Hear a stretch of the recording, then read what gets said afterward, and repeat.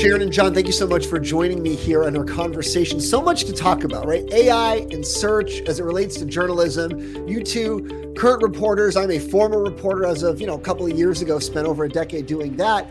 And it's a crazy world we live in. I know right before we started, we were talking about SEO and how SEO has taken over what a lot of the jobs have become, right? It's more about SEO than it is about the value of your content or how good your reporting is, how good your sourcing is.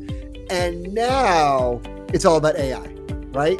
So, thank you again for joining me, spending some of your valuable time here, especially because we know newsrooms keep getting smaller and smaller and smaller. So you two each represent a larger percentage of the newsroom that is still employed and remaining. But Sharon, I'll start with you. When you hear the phrase AI in search as it relates to journalism, what is the first thing that comes to mind for you? I think the first thing that comes to mind is how crazy it is since I'm covering AI. And so tackling the issue of AI in search as it relates to journalism, it's all very meta because I'm actually covering the space. But I think the main word that comes to mind is uncertainty. And I think that's true for journalists. I think that's true for marketers. I think no one really knows how it's going to play out. I think there are lots of opinions. I think there's lots of people with that are exploring these issues, and certainly every journalism organization has to be considering and planning for it. But I think the uncertainty is so great that there's only so much you can do to prepare right now. Only so much you can do to prepare. John, what is the conversation like in your newsroom? As especially we know the last 3 months, I'll say, when the search engines, I'd say in this current summer mode, right? When the search engine said, hey, we're now going to start using AI summaries, you don't even have to click on the link anymore. We'll do that thinking for you. Well, I knew I was in a new world when I was reading a story a couple of months ago. It was a college basketball story. And I thought it was a pretty interesting story, but God, who would cover this obscure conference in its obscure tournament? And I realized at the end of the story, when I came to the end, it said this AP story was generated by AI. And that kind of scared me because in a sense, gives me the impression that we are replaceable and that there has been chatter. We had a panel involving a number of journalists a few months ago in which a couple of the editors were open to the idea of using AI exclusively in place of reporters. So in terms of content creation, it's always top of mind to me. I've been writing about the Hollywood writers' strike and talking to the writers, there's definite fear among them. So if you're someone, a wordsmith or someone who's a storyteller, we're afraid of the possibilities. And I think the possibilities in the next couple of years are going to be frightening.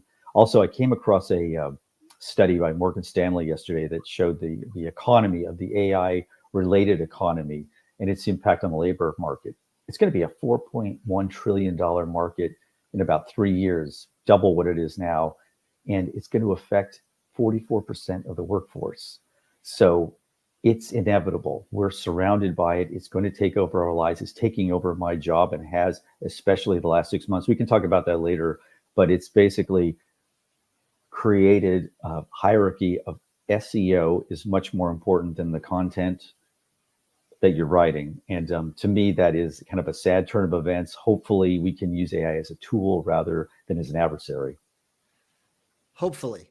Before I'm going to turn to Sharon in a second, but you mentioned the writer's strike, you mentioned Hollywood, and so much of the media around that was the AI, right? It was, how are we going to get compensated for this? And it's interesting because it relates to what we're going to talk about. For a lot of these newsrooms, advertising is what pays the bills. And there's, pretty good overlap with the writers, right? Like, okay, well, we're writing because we're writing for TV shows and get paid by advertising. So pretty similar end payment result, right? Whether you're a journalist. Yeah, it was an extension of like technology as a bane for some writers because of what happened with streaming in terms of compensation. They felt they got the short end of the stick, and they did. There was a bit of a concession in the writer's strike, but still there's this possibility that they're going to work side by side with AI. And there's this concern. There's this, they refer to the Nora Ephron syndrome, where you input enough scripts from Nora Ephron, you're going to be able, the bot or the agent's going to be able to create a script that's somewhat analogous or similar to something she would have done. That's their fear. They've accepted the idea that these formulaic TV shows, or even like these blockbuster comic book, adventures, can be replicated by a bot. I mean, James Cameron has said this, but now they're fearing that these kind of sophisticated, more kind of narrative-rich stories with deep characters are going to go the same way. And I think in journalism, there's that fear that, I mentioned the AP story about basketball. Well, maybe there's going to be a long, deep feature. Maybe there's going to be an award-winning story of some sort of an investigation. I mean, I don't rule it out entirely, but I mean, I'm being a little bit paranoid, but it's moving faster than I think even the creators think it should. There's a line in an article that Sharon wrote recently, and it was, the advertising model as we know it, getting people to go to your website and view it, that's going to break. I don't see how that sustains. That was one of the people that you quoted in your article. So my question for both of you, who are the winners and losers? Are the winners and losers still the same, even if the current model breaks? Like, will the same current winners be able to pivot? What do you think? I'll start with Sharon on that. So I think we have to think about it in a couple of ways. It depends who your audience is. So let's take the New York Times, for example, which is a subscription model. So in their case, they really are, they're certainly, impacted by SEO, but they also, are very focused on their subscribers and building a subscriber base. So they don't want their content to be scraped by AI, for example, and they want to make sure that they still have control over their content. So in a way, they may not be impacted as much by changes in SEO as much as a publication that is, solely using SEO to drive traffic. So I think that's where you might see some real losers if there isn't some build up to understanding how publishers can take advantage of AI agents that will be getting a lot of that search traffic. So if Google, for example, in its snippets at the top, we're just talking the near term, the way Google Bard is right now, for example, if it shows you an AI generated snippet at the top, how can you impact potentially being that snippet or part of that snippet for people to know that that information came from you? So in that case, you might want to have Google training on your content so that you might show up more readily in those search results. But on the other hand, if you are a subscriber model, you want to have control over your content and you don't want to be trained. So, I think it depends on your audience. As far as winners and losers, I think it remains to be seen because I think this is a really long play. I do think that changes are coming. Just in the past few days, there's been a lot of talk about these more autonomous AI agents, but I don't think it's going to happen overnight. I think it's going to take a long time. We can see just from the Google case yesterday, Google has the most power in search. Therefore, they're gathering the most data to build the strongest large language models that power this generative AI. Right. And we just saw the other day, you can opt out of Google AI, but still rank on Google search, right? So they're giving you this option now. And I know there was a line that you quoted in the article that you wrote a few weeks ago. If I were a journalist, I would want my articles ingested by all of the LLMs, like you hinted at here. Well, again, like that depends. That's one person's opinion in this example. One person's opinions. And again, he was saying that it depends. If I have a Substack, for example, and I'm focused on subscribers, no, I don't. But if I am, publishing at VentureBeat and I am accustomed and need to get SEO, then I have to follow where the SEO goes. And if it goes to AI, then I have to follow that somehow. And what if you're publishing at MarketWatch? Then do you want the LLM to ingest all of your stories? What do you think, John? I don't know. It's very unpredictable. This is like a moving target, right? We mentioned Satya Nadella yesterday at the trial in Microsoft. He was testifying at Google and search and how it's so hard to crack. I guess, in a certain sense, Google, it puts Google in a really weird position. When it's just going back to them, because they are at least trying to mollify regulators and lawmakers, that they are going to take efforts. I think they're trying to be more responsible in terms of political advertising, right? They're going to try to oversee that and make sure that deep fakes don't course throughout their service. But yeah, for me, the reality is we've become here where I work, especially in Dow Jones, we're much more dependent on SEO. Traffic is an obsession. It's been an obsession everywhere for the last several years, to the point where your traffic is being tracked. Like at USA Today, I'll be blunt and tell you that stories were judged based purely on the traffic. The content was totally secondary. I noticed that in the last couple of years I was there, and I was there for 20 years. And in the last couple of years, it was fraught with this totally superficial viewpoint of the world. Oh, there's an eclipse. Let's do 10 stories that say the same thing about the eclipse because it keeps driving the traffic. Oh, that other breaking news story, that's not as important. That's the reality of the situation. And that, in a sense, hurts the publication, because readers eventually only focus on that one topic and become not bored, but they just become inured to the rest of the content. And then consequently, you're losing your audience. And then that makes you even more desperate. So they decide they're going to have a Taylor Swift beat reporter or a Beyonce beat reporter, just to drive traffic. So that's the reality. This obsession with the headline, the lead. It's a bad path to take, but I think it's being accelerated by AI in a sense. And I hate to do this. I hate blaming AI for all of society's ills. That's just like the easy way out. Society had a lot of ills before AI came around, right? Yeah, it did. It's kind of a super boosting, or putting some of it on steroids if it's abused. Because I also think it's a great tool. I think it could be a tremendous tool for reporters. I think it's one of the best things that we have since the internet in terms of research and finding things. But in a long-winded way, what I'm basically saying is SEO has kind of become the bane of my existence, and I've been doing this for a long time. And I just don't like what I see in kind of in the newsroom and the meetings. Everything is overridden by this obsession with the immediate gratification of the traffic.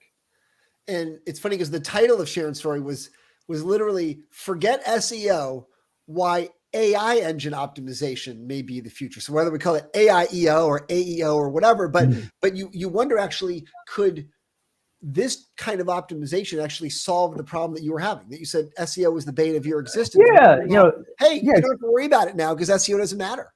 Yeah, exactly. So in a sense, it could be solution to an ill. I mean, eventually, that's if we navigate this the right way. And the problem in journalism, and I'll say this from working at newspapers, magazines, online sites, is that we do a really bad job of bringing in technology and using it effectively. We don't know how to do it. Mainly, maybe it's because we don't have the best IT experience. We're in newsrooms, but I traditionally never quite understood the internet, never quite understood video, the use of video. Everyone thought stories would be driven and traffic would be driven, and we would draw readership through these video projects that never really took off. The paywall idea. Technology has always been kind of this slippery animal that we can't get a grasp on. And I'm afraid that maybe we bungle this one again. I hope I'm wrong, but history is a pretty good indication that the field of journalism and accepting and adopting technology don't actually work very well together, or traditionally haven't. Hope I'm wrong. I feel like I got to bring back to Sharon here. He said a lot of things, and you mentioned it's a little circular for you because you report on these things while working on these things, right? Like you're sort of on both ends of it.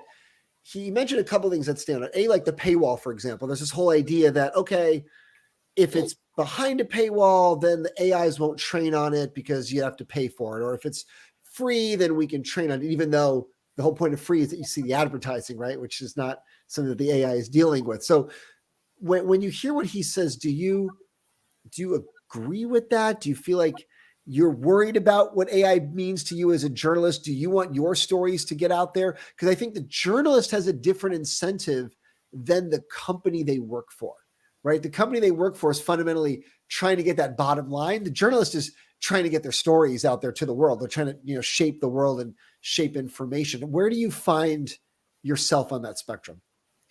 Well, keep in mind that the New York Times recently, changed their terms of service to say that you can't train on the New York Times content.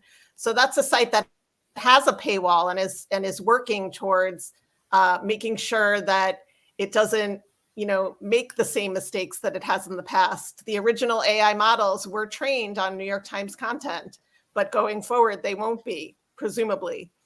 And some people presumably think we'll see how obedient they are. We'll see how that plays out. But I recently spoke to an attorney who said that he thought one of the biggest lawsuits of our time is not even a lawsuit yet, and that will be the New York Times against big tech like OpenAI for training on their content. So the New York Times is taking this very seriously, and I don't think it's an issue of paywall versus not paywall. I think every media organization is going to have to figure out how this works for them.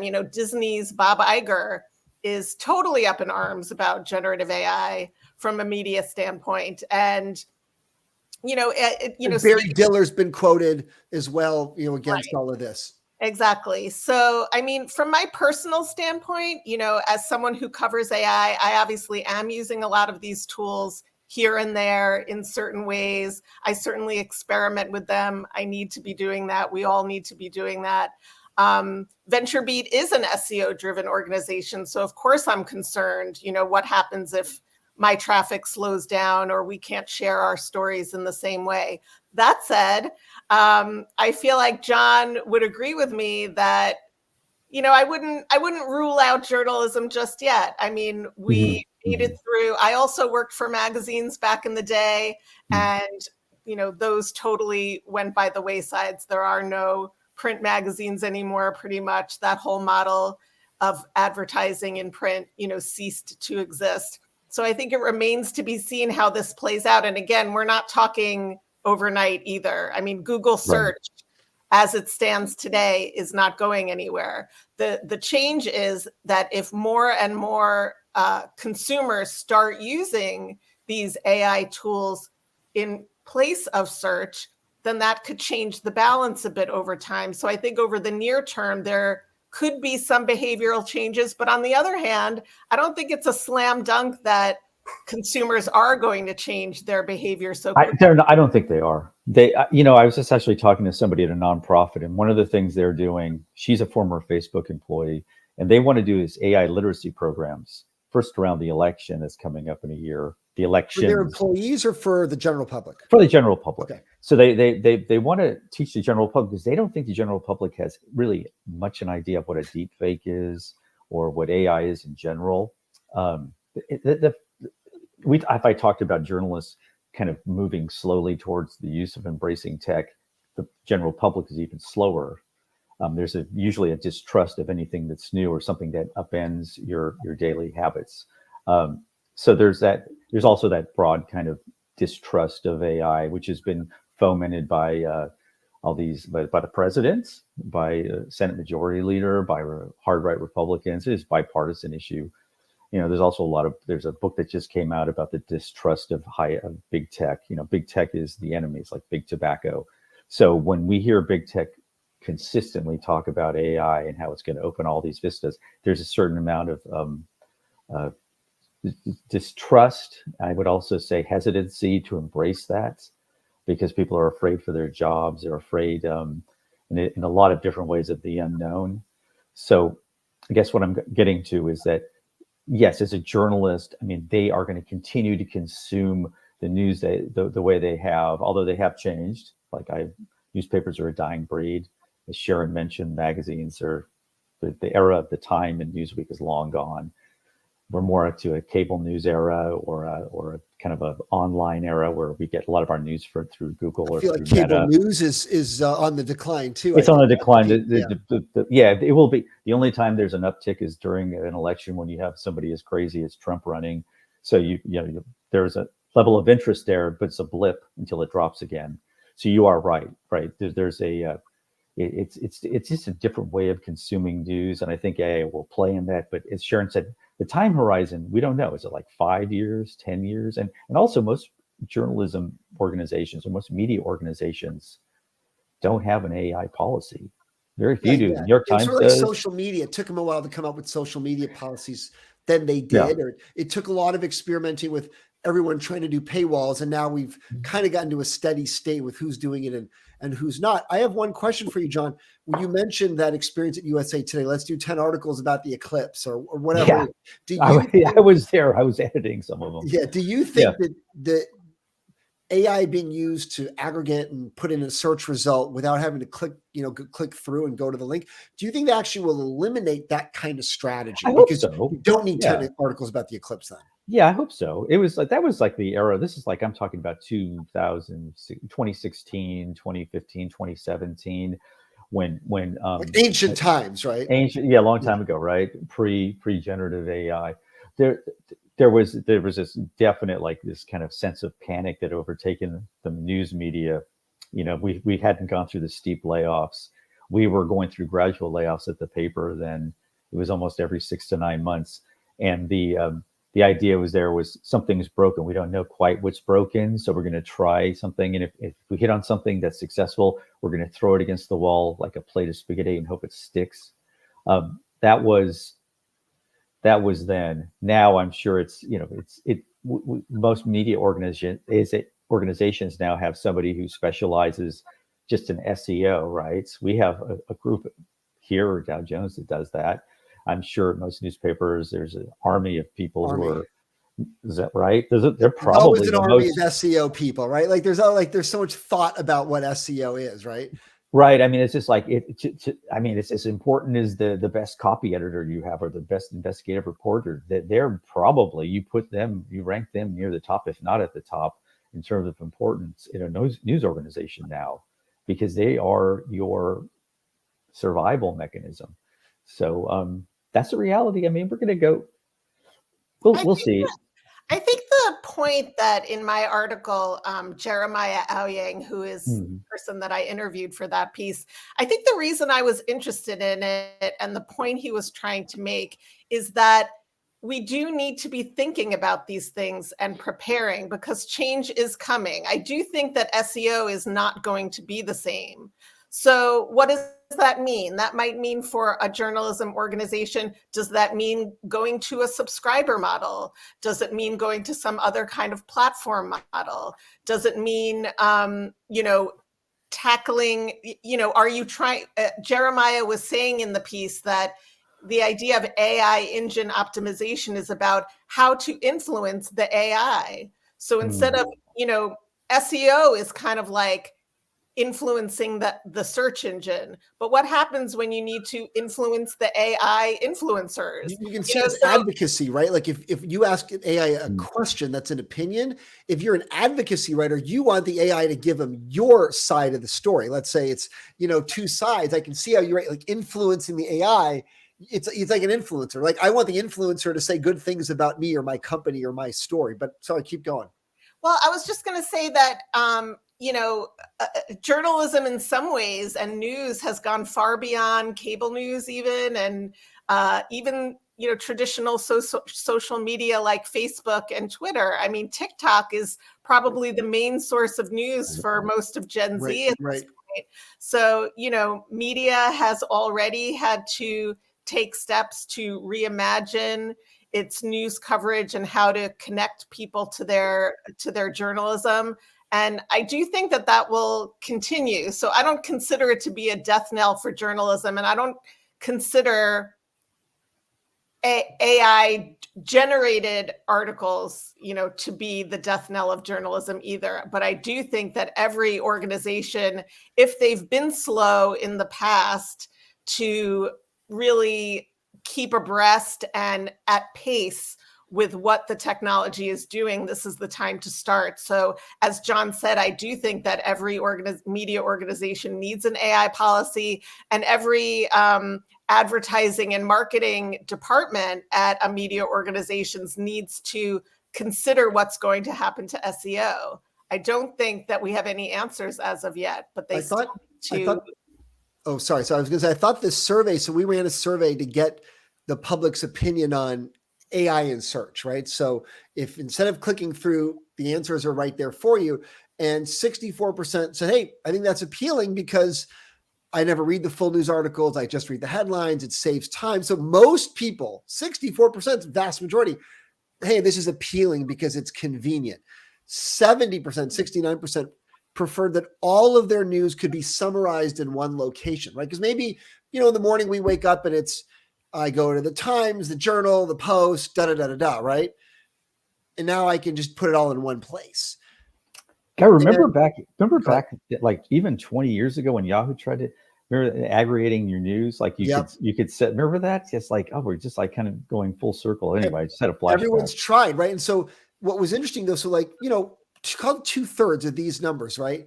They liked all these ideas. 65% liked the idea of search engines becoming more like social media, where content is more customized to your liking, right? It goes back to your Eclipse thing. Oh, if you like it, you're going to get a lot more of it. But here was one that was very high, and I don't believe it. I think people are saying this to be altruistic, and they're not going to do it. 76% said if Google can quickly summarize news articles all in one place, they would then click on the full-length articles and read those as well. I do not believe they're actually going to do that. No. Now they're going to read. That's always like that. I don't know. Sharon probably runs into this where you get comments from somebody about something you wrote, and they're like, "I wish you would have mentioned this," and it's like it's in the story, right? Like they just gloss over it. I mean, I hate to say it, but I mean, it's just like as we move forward, just the audience gets smaller and more diffuse. Maybe that's what I'm thinking. People are consuming more content than ever before and reading more information from more sources. It's just that they're just kind of jumping from one thing, from TikTok to Facebook, whatever, to an online news site they like. Like I read the Post every day. I read the New York Times every day.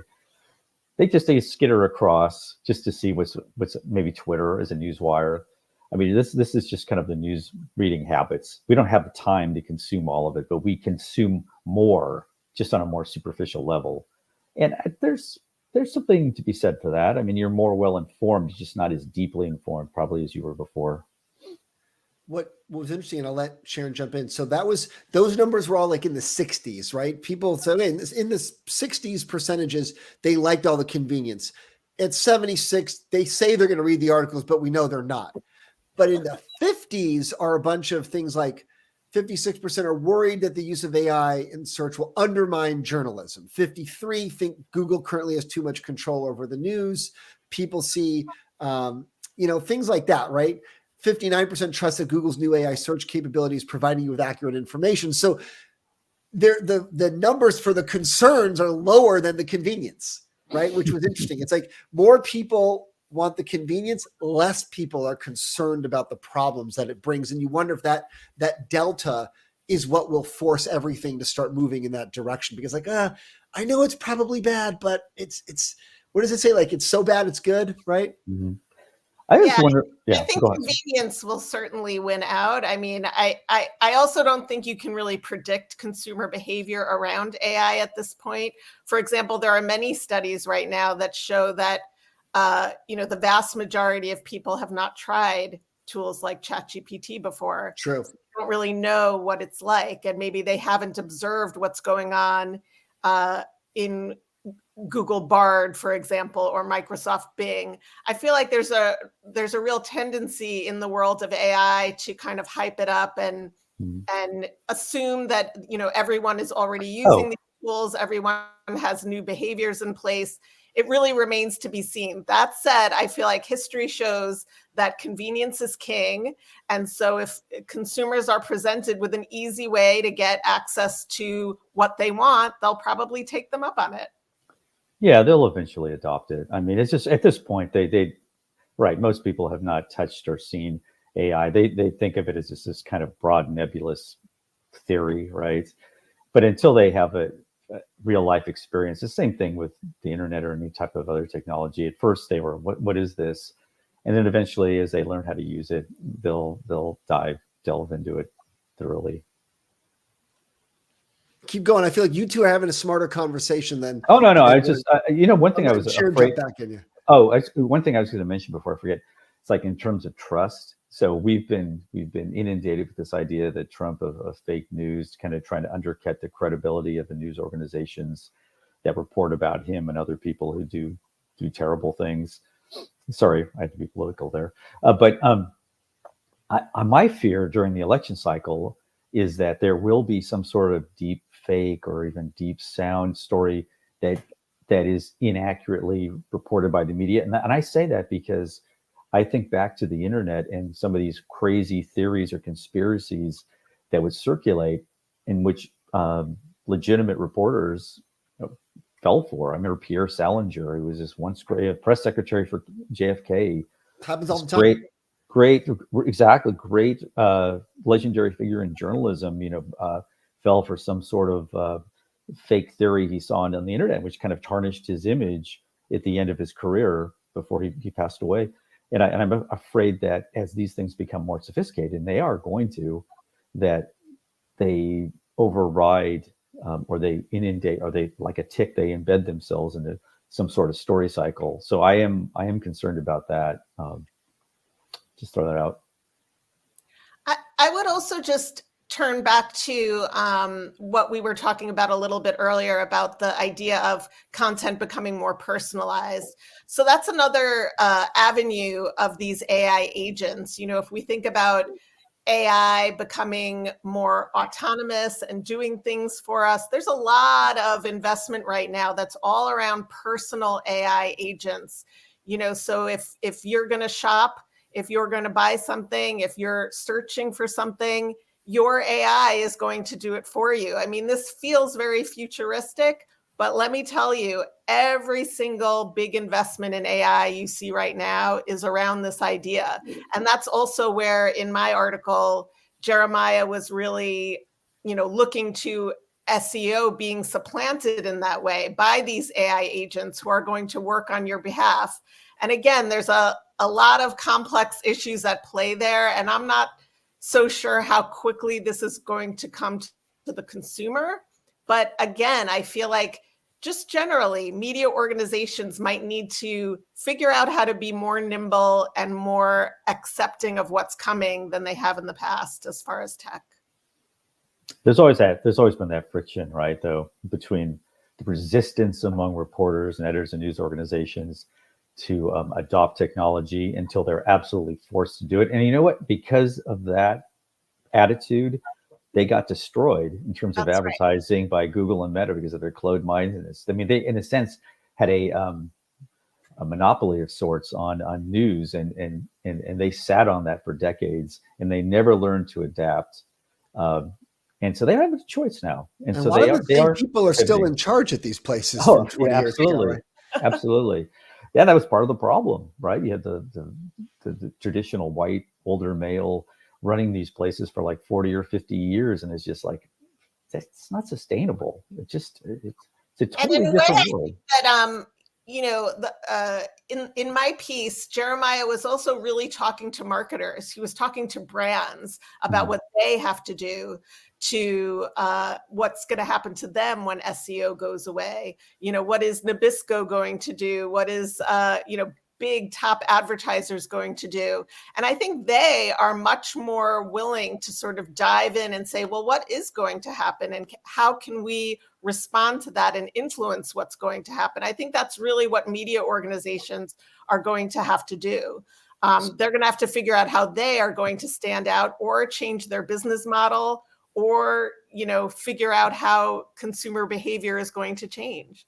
The other weird thing too is that we shouldn't think of the companies as all knowing either. I mean, a lot of them have hired, I've seen stories to this effect, so I think this is true, that they've hired chief AI officers or whatever you want to call it, but they don't know what they're supposed to do. They don't understand how they're going to use the technology, because a lot of these companies are just figuring it out. I hear this from so many companies, like Fortune 100 companies, who will tell me on backgrounds, we have no idea what we're doing with AI. We're just going to use it because we have to throw the name, we have to throw the word, the buzz phrase out there and let people know that we're working on it, even though we have no idea how we're going to do it, what we're doing. We're going to make it up as we go. And I've heard this from at least 3 major companies as kind of a sign of frustration internally.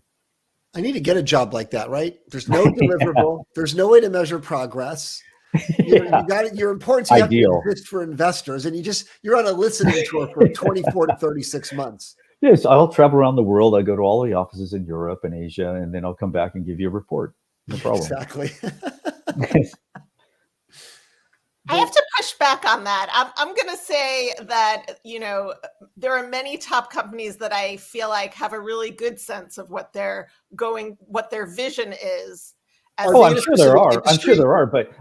But when every company that doesn't even have an AI product tells you they've been working on it for 7 or 8 years, and that we're at the front, that's not true. Are there like industries that is Sharon thinking about a certain industry? Is John thinking about a certain industry? I'm thinking about software. I'm thinking about software companies. I'm thinking about tech companies. Okay. Yeah, so I'm talking more non-tech companies. Okay. Okay. I just spoke to the CIO of Goldman Sachs last week, and I feel like they've been using AI for years in many different use cases. They had early access to ChatGPT.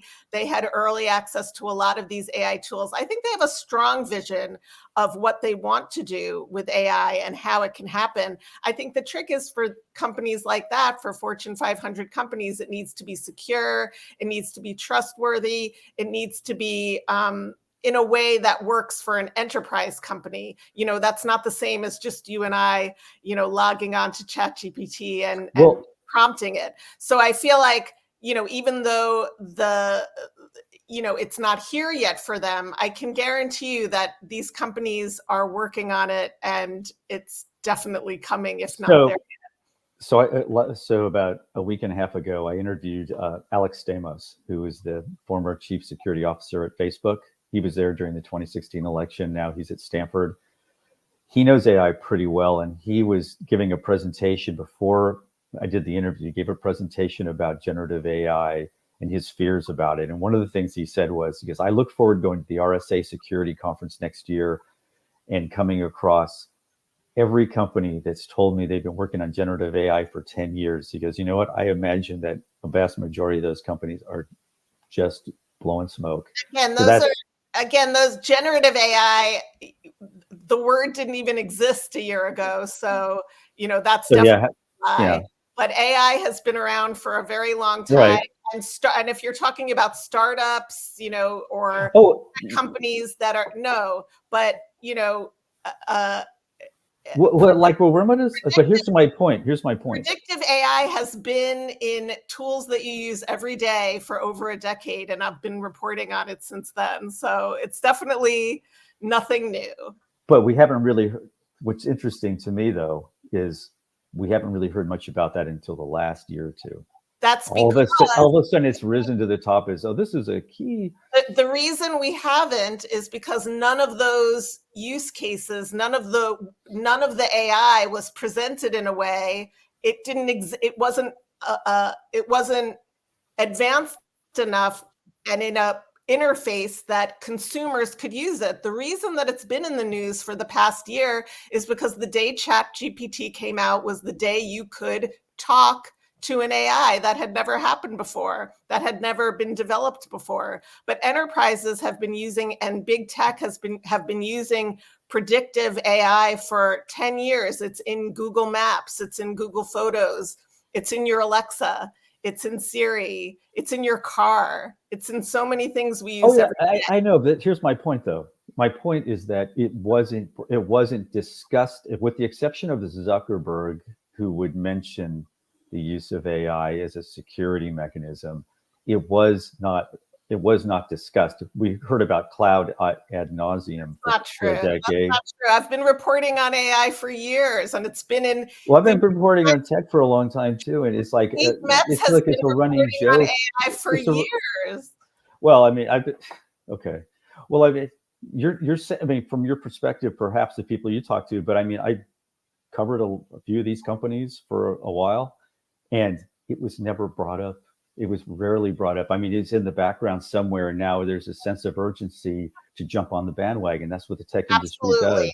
I totally agree with that. There's tremendous. So it exists. It Yeah. exists, but it was out of sight and out of mind until now. It's a mechanism Yes. to cash in. If it helps with some data points, like OpenAI founded in 2015, right? So 8 years ago. I remember, look, I studied AI in college, so that was 20 years ago as a round number. And I remember doing additional work with data. So it was all that data science, data analytics. That's what they were calling a lot of the same stuff. And that was more than 10 years ago. That was 2012, like 10, 11 years ago that I was studying that. So they had all those things. It was predictive analytics, machine learning, a Netflix recommendation queue. So like that definitely existed. Amazon, you do shopping on Amazon. They if know you like exactly this, you get that, are. So Right. so I agree it was there, but I agree in the sense of like it was not a top story. Like Absolutely. I felt like machine learning was the phrase that everyone talked about in the machine learning, actually. Right. Absolutely. That was generative the idea of generative AI, ChatGPT changed everything as far as hype. Yeah. So I think we both agree. I mean, in different ways that it always existed. It existed. I mean, remember when Stanley Kubrick was making the AI film that was finished by Spielberg? I mean, it's been a concept that's been around for decades, but it just didn't gain traction until it became the flavor of the moments. And it's also kind of tied into this kind of post-COVID. This is going to be a bit of a stretch, but the post-COVID kind of lull. So during COVID, a lot of these tech companies never did better in terms of business because we were all stuck at home. So we were more relying on them than ever before. And cloud was still as strong as ever. It still is, I guess. But then we move to companies over hiring. Then they start laying people off. There's a mass layoffs. Tech industry is looking for something to reignite, get us interested because the IPO market's down. This is and the crypto key. tanked. Crypto tank, right? Exactly. It feels like all the crypto guys became AI guys within like a couple of months. With like That's all my the startups. that's my skepticism. It's Absolutely. like the land rush or the gold rush mentality. And it happens all the time, and then everyone becomes the company. Like Salesforce becomes the AI company. It's like, what? I think that's where Gartner's trough of disillusionment comes in, and it'll shake out, and it's probably already starting. I'm actually writing a column about that today, but I still think that doesn't change the fact that as far as something like SEO, that's ripe for change. I'm glad. Yeah, good. Yeah, I welcome that. So, well, I think we should leave it there. I think because we could have your coffee. Have your coffee, John. You did a great job. Yeah, have that coffee. So we'll leave it there. This is an ongoing conversation, right? We're just scratching the surface, hearing from a couple of veteran reporters in the newsroom what that perspective is, how journalism might get affected. And I think it's too early to be seen, right? I think music is a good example. I don't think we saw it coming. We're like, oh, it was illegal downloads. Then people would start to pay for it, but then you could just stream it unlimited. But now vinyl sales are higher than they've ever been. So like, it's so hard to predict these things. So who knows where this is going to be? John, Sharon, thank you so much. Fantastic conversation. Thank you for spending so much time with me today. And I guess get back to those articles, but while we still all have jobs before humans are all done with this industry. Thank you so much. Thanks a lot. Thanks, everybody. Bye.